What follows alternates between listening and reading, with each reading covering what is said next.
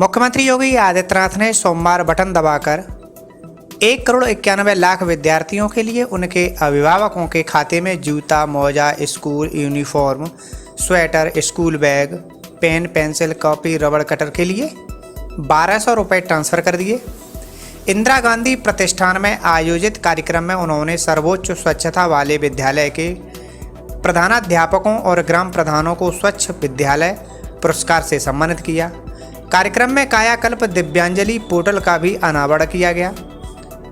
अपने संबोधन में मुख्यमंत्री ने कहा कि 1,91,00,000 परिषदीय विद्यालयों के बच्चों को डीबीटी से पैसा ट्रांसफ़र कर बच्चों को शिक्षा से जोड़ने का अभियान शुरू हुआ। स्कूल चलो अभियान के अच्छे परिणाम आए हैं। अभियान की सफलता से 1,91,00,000 नामांकन हुए। कोरोना के कारण हमारा जनजीवन प्रभावित हुआ। कोरोना से हमारी बेसिक शिक्षा भी सबसे अधिक प्रभावित हुई है। मुख्यमंत्री योगी ने कहा कि 2017 से पहले स्कूलों की स्थिति अच्छी नहीं थी। स्कूलों में कहीं शिक्षक थे तो छात्र नहीं, कहीं भवन नहीं थे। स्कूलों में बिल्डिंग में बड़े बड़े पेड़ थे। स्कूल भवन पार्क लगता था। अभिभावक बच्चों को स्कूल नहीं भेजना चाहते थे, लेकिन अब बेसिक शिक्षा को विश्वास का प्रतीक बनाया गया है। कि पहले तो स्कूलों की स्थिति बहुत अच्छी नहीं थी। बहुत सारी जगह स्कूलों में भवनों पर बड़े बड़े पेड़ उगे हुए थे। कुछ जगहों पर ये पता ही नहीं लगता था कि ये विद्यालय है या कोई बाग है। झाड़ी के बीच में जैसे तैसे बच्चे स्कूल भी आते थे। कहीं शिक्षक है तो छात्र नहीं, कहीं छात्र है तो शिक्षक नहीं, कहीं भवन है। तो ये दोनों चीजें नदारद होती हुई दिखाई देती थी। बच्चों के लिए सेपरेट टॉयलेट नहीं थे, बालक और बालिकाओं के लिए पेयजल की व्यवस्था नहीं थी। और उस समय हम लोगों ने एक अभियान चलाया था, जिस प्रदेश में 2017 तक पहुंचते पहुंचते बच्चों की स्थिति ये थी कि स्कूल जाएं, गांव का एक सामान्य गरीब से गरीब व्यक्ति भी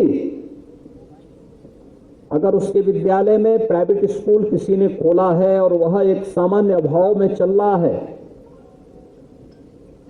तो गांव का वह व्यक्ति उस प्राइवेट स्कूल में बच्चों को भेजना उचित समझता था। उसको वह विश्वसनीय लगता था, बशर्ते बेसिक शिक्षा परिषद के स्कूल में भेजने की बजाय।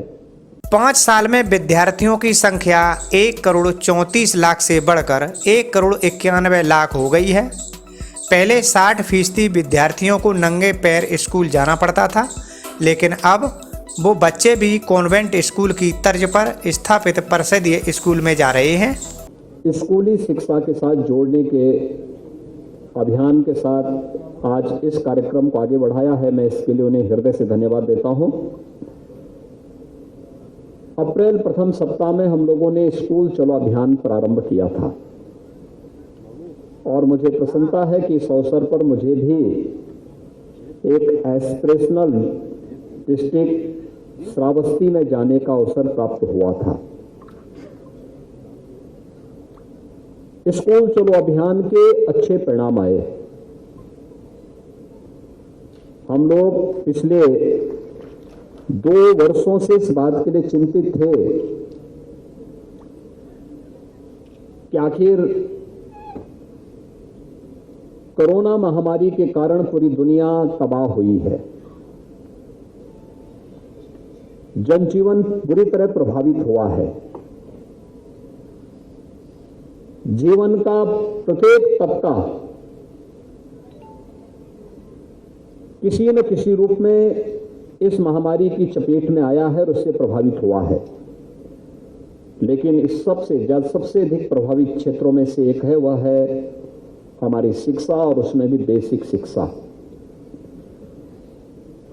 मार्च 2020 में हम लोगों को लॉकडाउन में जाना पड़ा था और लॉकडाउन के साथ ही जब एक कार्यक्रम आगे बढ़ा तो स्कूल कॉलेजेस लगभग बंदी की ओर चले गए थे।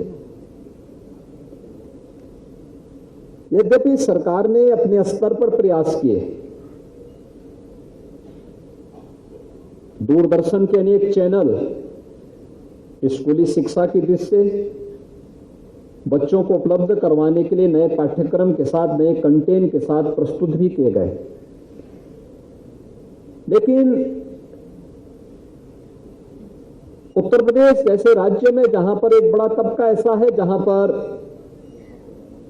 बच्चों की आर्थिक स्थिति, उनके परिवार की आर्थिक स्थिति ऐसी नहीं थी कि उनके पास टेलीविजन हो, उनके पास स्मार्टफोन हो, या उनके पास कोई इस प्रकार के साधन हो जिसके माध्यम से वह इसको जान सकें, देख सकें और उस कार्यक्रम के साथ आसानी से जुड़ सकें। अभी लाइव कर रहा और फिर बाद में फोन कर। बेसिक शिक्षा परिषद की जो बेसिक शिक्षा की सबसे बड़ी बुनियादी आवश्यकता है वह कि वह एक ऐसी नाजुक उम्र है जहां पर बच्चे के लिए शिक्षक यानी अभिभावक के साथ साथ शिक्षक का व्यक्तिगत इंटरेक्शन बहुत आवश्यक होता है। सब्सक्राइब कीजिए न्यूज इन इंडिया को और बेल आइकन को दबाइए न्यूज से जुड़ी लेटेस्ट वीडियोज सबसे पहले देखने के लिए।